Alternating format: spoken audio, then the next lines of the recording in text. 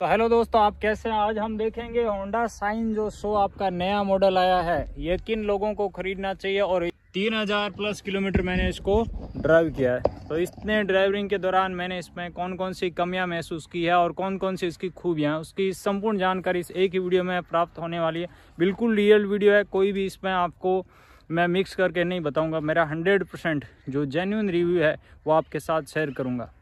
देखिए, आपके पैसे प्यारे होते हैं, तो यदि आप एक गलत बाइक खरीद लेते हैं तो आपके पैसे डूब जाएंगे और फिर बाइक चेंज करना और फिर उसको बेचना मुश्किल हो जाता है। उसमें हमें बहुत ज़्यादा फाइनेंशियली नुकसान उठाना पड़ता है। तो ऐसा नहीं होना चाहिए, हम पहले ही अपना सही बाइक डिसाइड करके खरीदें।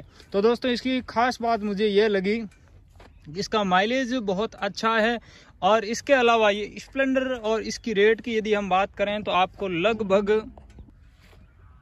13 से 15 हज़ार रुपये का अंतर देखने को मिल रहा है। और इसके अलावा यदि रेट का अंतर है तो जाहिर सी बात है कि इसका मुझे डाउन पेमेंट कम देना पड़ा और इसके मंथली किस्तें भी कम हैं।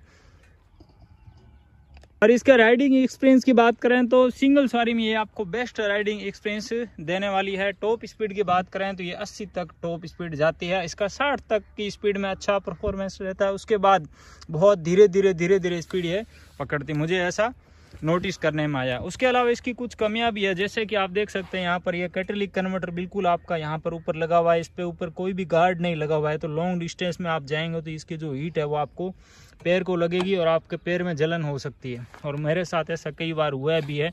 लंबे दूरी जाने के दौरान विशेष रूप से गर्मियों में मेरा पैर में बहुत ज़्यादा हीट लगा और उससे मुझे दिक्कत हुई थी।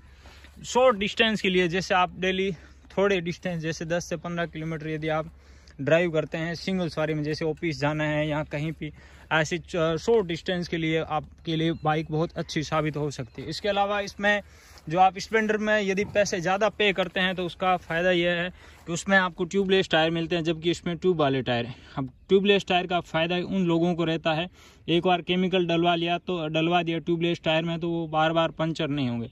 ट्यूब वाले इसमें यदि हमने पंचर में चला लिया थोड़ा बहुत डिस्टेंस में भी तो ट्यूब का 300 रुपये का खर्चा आएगा। जबकि यदि किसी को ट्यूबलेस टायर का अच्छा नॉलेज है तो ट्यूबलेस टायर में बहुत ही आपको कम खर्चा करना पड़ता है। एक बार टायर लगा लिया, उसके बाद टायर में केमिकल डलवा दो, उसके बाद पंचर का कोई उसमें टेंशन नहीं रहते।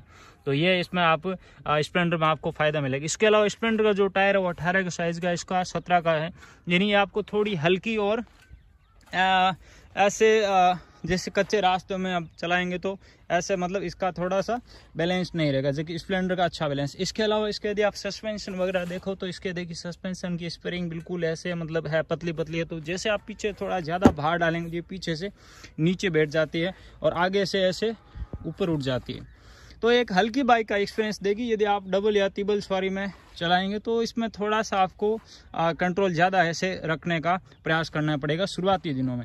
इसके अलावा जैसे आप इसका स्पीड कम करते हैं तो मैंने नोट किया है कि आपको इसमें जैसे हमने जंप पे धीरे किया, ये कोई गड्ढा है उस पर धीरे किया तो वहाँ पे आपको RPM ज़्यादा करके रखना पड़ता है, नहीं तो ये बंद होने की समस्या भी आपको देखने को मिल सकती है।